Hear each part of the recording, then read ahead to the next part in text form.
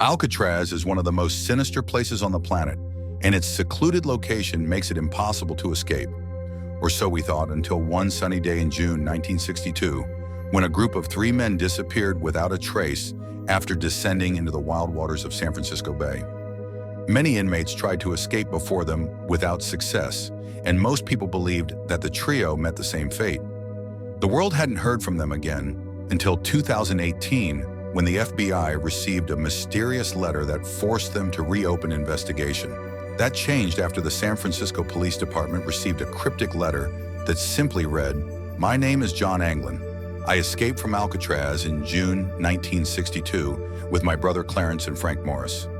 The mysterious letter from a man who claimed to be John Anglin reached the San Francisco Police Department in 2013, but it was kept under wraps for years. The department weren't sure if the man in question was truly who he claimed he is, but the letter contained enough information to get the FBI involved, and the Bureau reopened the notorious case in 2018. The Alcatraz prison closed its doors in 1963 due to high maintenance costs and a poor reputation, but it was often described as the toughest prison on the planet. It was home to some of the toughest criminals in the world, and that's why it was important that any attempt to escape would be impossible. During its 29 years of operation, many inmates wanted to test this theory and tried to escape this maximum security prison. None of them managed to pull it off until John Anglin and his buddies came up with a plan that could actually work. The track record of their fellow inmates who tried to escape in the past wasn't great. 23 were caught, 6 ended up being shot, 2 drowned, and another 2 went missing. The group of men who came up with the plan for the Great Escape in 1962 originally included brothers John and Clarence Anglin, Frank Lee Morris, and Alan West. Their cells were in a close proximity to each other's, and that made it easier to come up with an idea to leave their prison lives behind. The historic Alcatraz escape wasn't exactly the first ride on the rodeo for Frank Lee Morris. His fellow inmates saw him as a criminal mastermind because he was a highly skilled, intelligent man who already managed to escape from a prison before. Morris lost his parents when he was 11 and spent his youth jumping from one foster home to another. He quickly learned to take care of himself, but lacked authority figures in his life. That's probably why he turned to crime at a young age and ended up being convicted for his first crime when he was just 13. Unfortunately, Frank Lee Morris never got back on the right track and ended up serving time in multiple states during his adulthood. One of them was the Louisiana State Penitentiary, commonly known as Alcatraz of the South. He was sentenced to 10 years in prison after committing a bank robbery, but he somehow managed to break free. Lee Morris quickly went back to his old ways and was caught about a year later after committing another robbery. Frank Lee Morris was a criminal mastermind, but the most dangerous prison escape isn't something you can pull off on your own. He needed a team of equally skilled men and found what he was looking for in Alan West and the Anglin brothers. John and Clarence grew up surrounded by many siblings. Their parents had 13 children, and they were basically inseparable. The bond between the 2 brothers was always strong, but their adventures eventually took a dark turn. The Anglin brothers started robbing banks together during their adult years and ended up being arrested in 1956. The Anglin brothers were initially sent to the Atlanta Penitentiary, and they didn't like it one bit. They tried to escape so many times that the people in charge no longer knew what to do with them and decided to send them to Alcatraz Federal Penitentiary. In addition to being one of the world's most notorious prisons, Alcatraz served as a factory, producing furniture, clothes, and shoes for the U.S. military. The Anglin brothers and their associates were able to come across many resources that could aid their escape.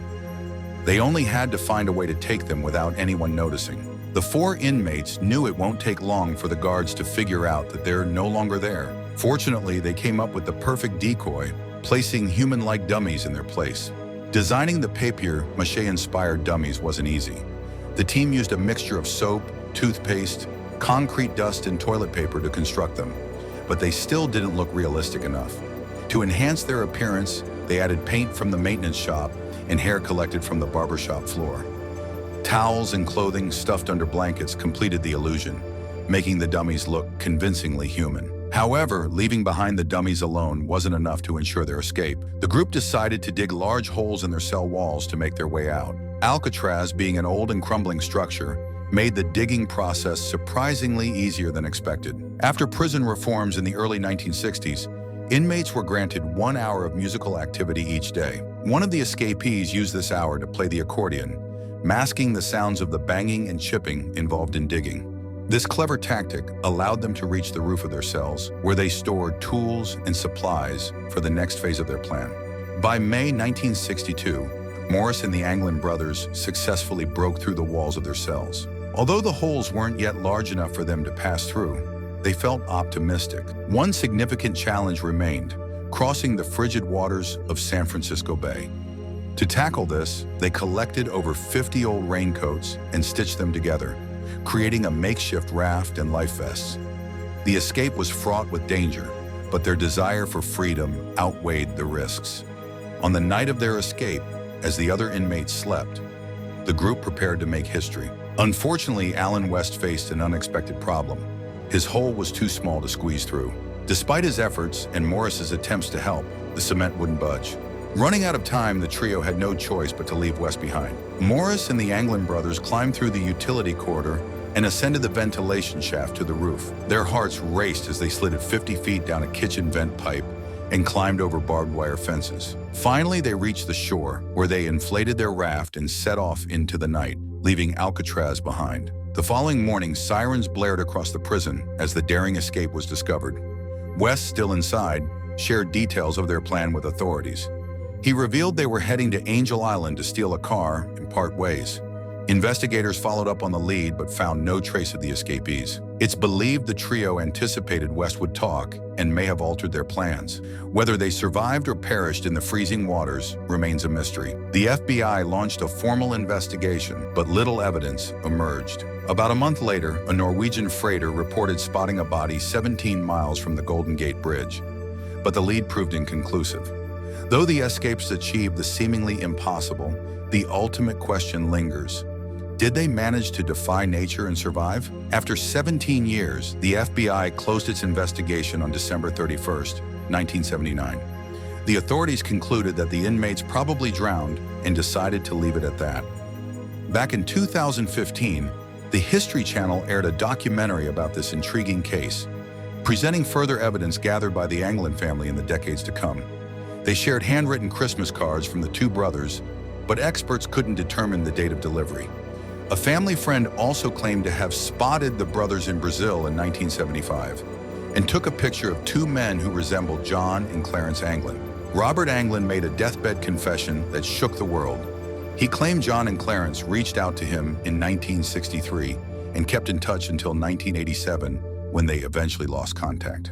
This was the first time someone made the case that they might have actually managed to escape. In 2013, that has changed, as the San Francisco police received a letter detailing the whereabouts of the Alcatraz inmates that managed to pull off the Great Escape. The man who wrote the letter claimed he's John Anglin and listed several places where he lived following the escape, including Seattle and North Dakota.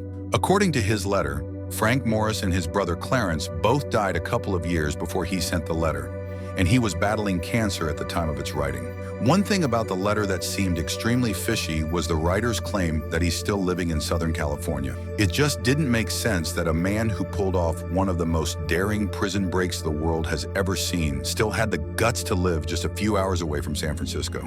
After years of moving from place to place, the writer, who claimed to be John Anglin, said his health has suffered a huge blow. He desperately wanted to get help, even if it meant striking a deal with the FBI and going back to jail. Law enforcement couldn't make a deal with Anglin before investigating the letter and confirming he really wrote it.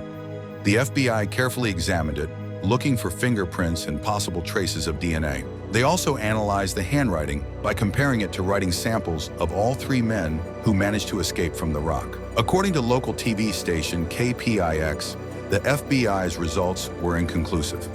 They've never confirmed nor denied that the letter was written by Anglin, and one of the station's security experts remarked that their final verdict leaves everything in limbo. Even after the letter from John Anglin brought this case back to the spotlight, the U.S. Marshals didn't have anything to fall onto, since they believed it's not legitimate. They provided an official statement in response to the letter's publication and made their position pretty clear. There is absolutely no reason to believe that any of them would have changed their lifestyle, and became completely law-abiding citizens after this escape. Read the statement that was originally published by KPYX. Many people still believe that there's no way these 3 inmates managed to survive that night in the freezing water of San Francisco Bay.